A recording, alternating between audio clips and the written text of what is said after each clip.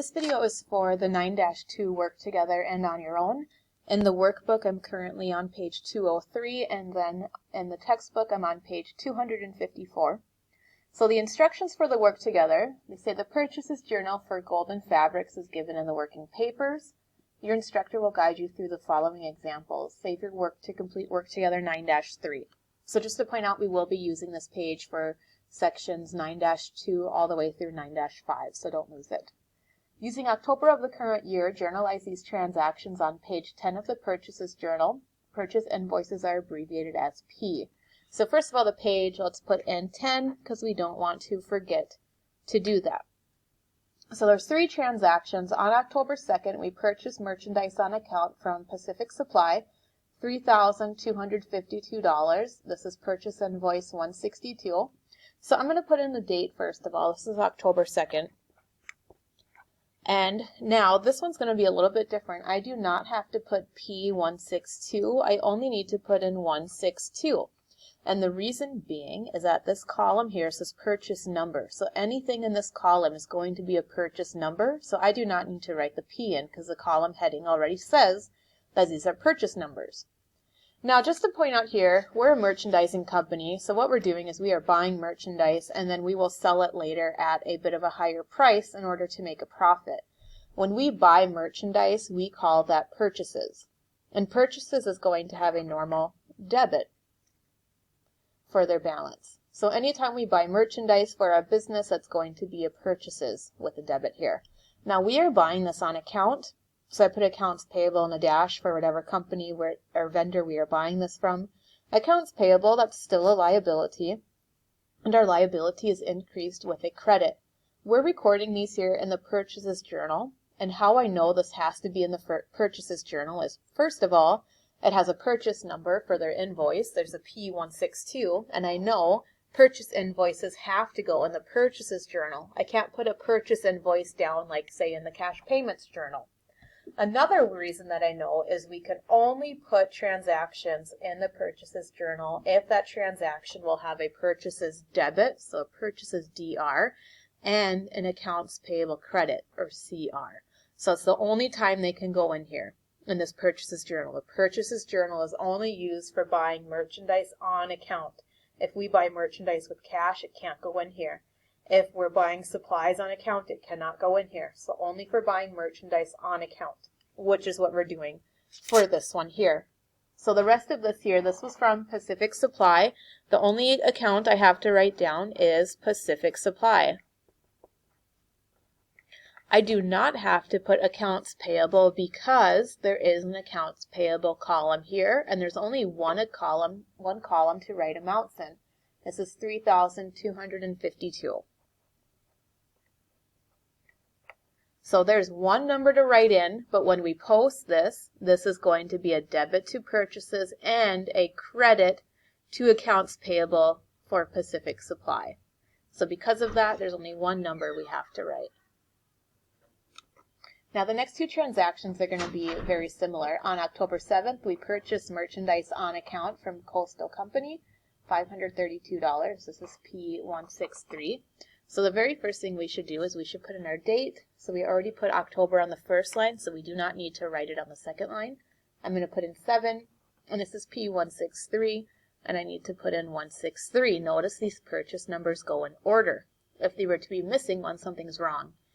So make sure they are in order. So this is from Coastal Company, so that's who I will write here.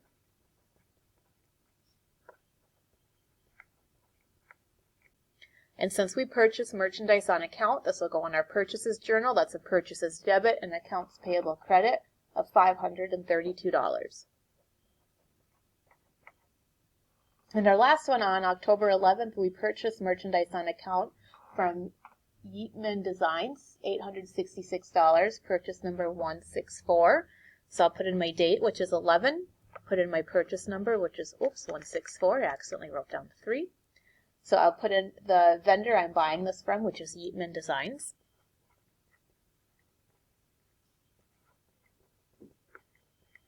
And then the amount that's going in our single amount column, $866. And that is it for the 9-2 work together. Make sure you don't lose it because we will continue working on this one. And then I'm going to take out the on your own as well. So the on your own is still on page 254 in the textbook, but in your workbook here it's on page 208. And this will be very much the same thing.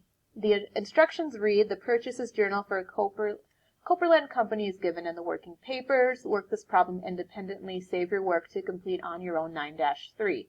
Using November of the current year, journalize these transactions on page 11 of the journal. So I'm going to put in 11 for the page number.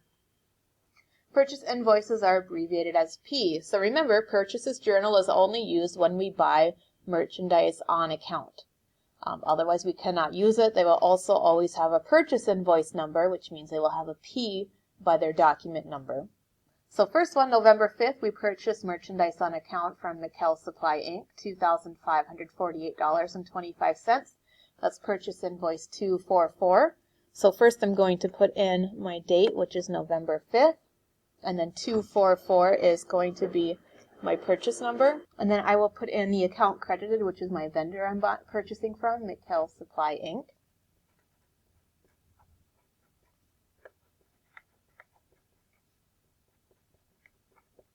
And then the amount from them is $2,548 and then 25 cents.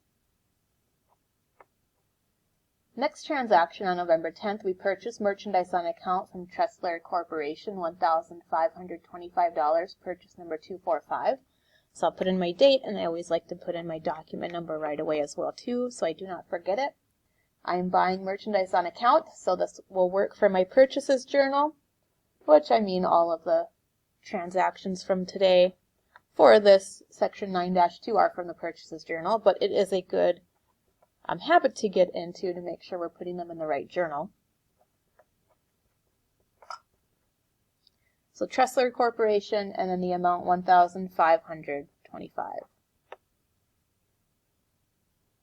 And our final transaction on November 17th, purchase merchandise on account from Laws Import, $2,643.50.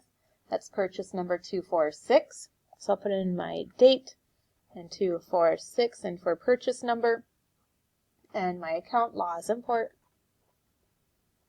or however you say that.